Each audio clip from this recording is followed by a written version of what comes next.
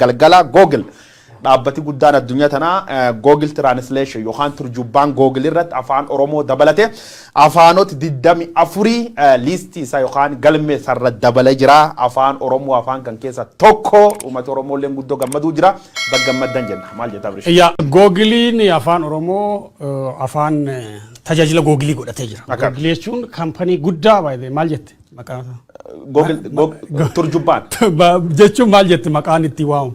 Man kitaaba moo is a wise man. Wise man. Hayyu.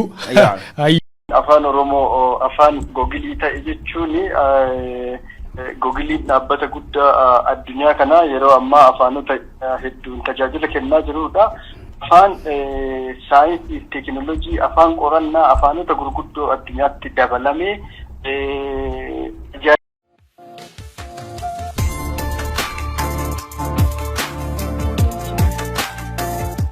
السلام عليكم ورحمة الله وبركاته. جرجرت وردوسة كبجة مفجالتهم. نجيني كن جالف كبجة إدو سنجرتنا سنة كبوجة كن دوا جالس ترمسلوت بورايون يروترات في كارا channel لكن يروتنا جالس سوسرات نجوسا مامنا تاجا. أرانتنا كوبي هارا ولدي بنجر أرانتنا أرموتي باغا منتشا وان كلير راغو يهار براي كلي أنغرا ديمو جرو كوا كم نجري أبدين كبا. Waa'ee Google afaan Oromootii wal qabatechuudha. Baga gammanne akka Oromootti warrootan akka dhuunfaatti fi akka qindoominaatiin dhimmamtanii waan kana asiin geettan galanni keessan bilisummaa ta'uu isin jenna. Dur itti aansee Abdiisa Baancaa Jaarraa fi tiim isaa jechuudha. Walumaanuu galatooma isin jenna. Waan isin ifaayyan teessan firii godhatee jirtu jechuudha. Akka Oromootti nama kana hedduu galatoomfachuu qabna jedheen abdii qaba. Nama osoo dubatiin deebiin kophaa isaarraa eegalee hanga nama danda'uun isa wanni jedhuunti jedhee waan kana asiin ga'e irraa nama tokko jechuudha. Akka Oromootti baga gammanne arraan tana bakka tokko naannoo keenya kana nu ga'uu baatus eegalee jira jechuudha. Dhibbatti eegalee jira garuu ammoo xiqqoo rakkoo teknikaa jedhanitti dhibbatti qajeelatu wanni hin taane hanga tokko ammoo eegalee jira jechuudha. Amma mi'a ammaan tana itti fayyadama isaa wal garsiifne jechuudha. Waan kana sama duras viidiyoo tokko irraa hojjedhee ture keessa haa ta'u arras egaa afaan Oromoo nu deebi'ee akkaataa itti fayyadama isaatii fi akkaataa itti fayyadamnu wal garsiifne jechuudha. Qophii kana akkaataa kan dhiyaata nafana tura. Walitti deebinee jira. Ammaan tana Googleen kun maal faayidaa qaba yookaan taate faayidaa hammana hin jedhamu qaba jechuudha. Kallattiin weebsaayitii isaa yookaan aappii isaa buufannee afaanuma itti barreessinee jijjiiruu qofaa miti. Fakkeenyaaf dawaa tokko sii katabanii yoo Ingiliffaa yookaan afaan Arabaatiin afaan biraatiin kan jiraatu taate kallattiin afaan waraqaa san footoo suuraa kaaftetiin kallattiin afaan Oromoo sii deebisa jechuudha.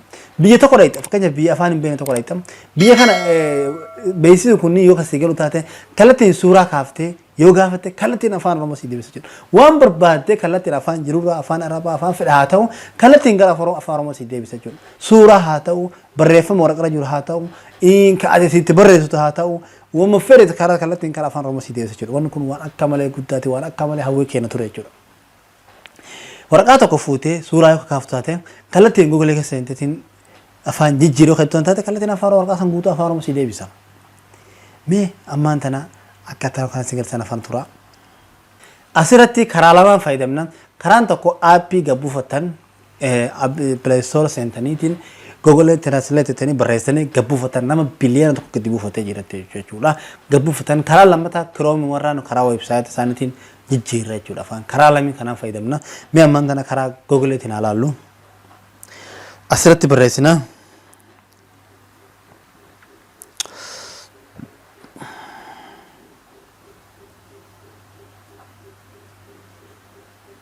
Haala kanaan barreessine jechuudha. Yeroo kanaan barreessine kallattiin yoo feetan karaa website isaanii seentanii qajeelaa har'a cufaaftan jechuudha. Ni gartan Google Translateedha. Ammoo beekamaadha internet qabaachuun internet malee waan dalagaa tokko hin jiru jechuudha. Internet dirqama ta'a jechuudha. Internet qabaachuun dirqama internet malee waan waajjira waan hin jirre.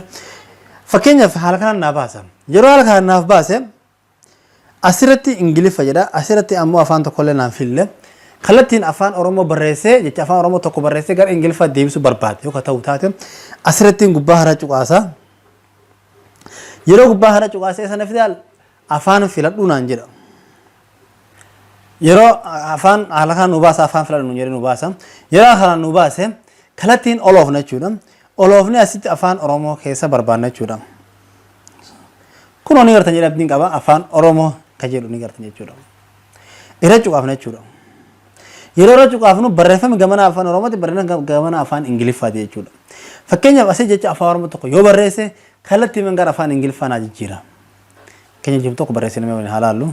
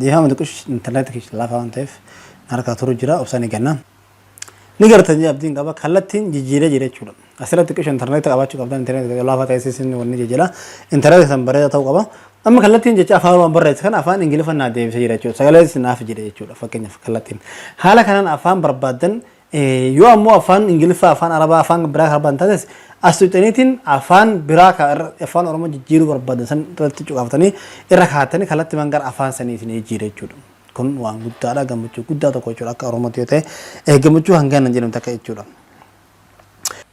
أما سرا كجيرو سورة كسيرو تكو ركا تكو أكمل تكار أفان أورما جيرة هيرو جود سانغول وداف خلتين جوجل سينا جوجل سينا رو رابانه بك سورة كاميرا نيجرتني بكانه كاميرا نيجرتني أسرع جوكافتن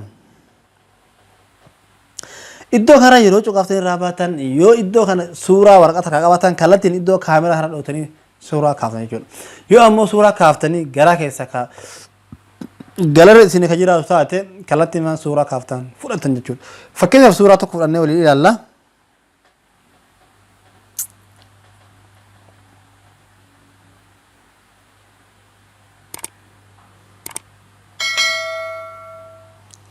suuraa kana fudhatte jechuudha yeroo suuraa kana fudhatte fakkeenyaaf suuraan kun afaan arabaatiin jira kallattiin asirratti akkaataa hedduu si baasa ni garta asirratti rasleet kadhumaa harrakeette jechuudha yeroo kadhumaa harrakeette asirratti ammaan tana gamanatti afaan biraarra jira afaan itti hiiku asirratti gamana harra cuqaaftee afaan oromoo gochuu qabda jechuudha asirratti cuqaafteetiin afaan oromoo as keessa filachuu qabda jechuudha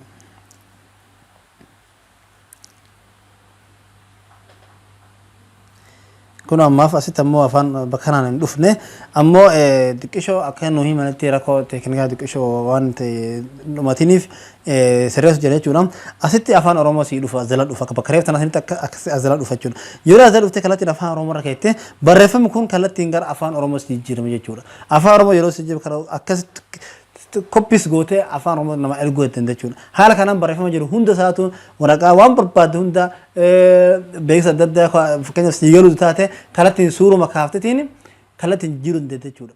Googleen waan faayidaa hamman jennu qaba ammoo afaan kun gammachuu guddaa nu dhagahama jechuudha.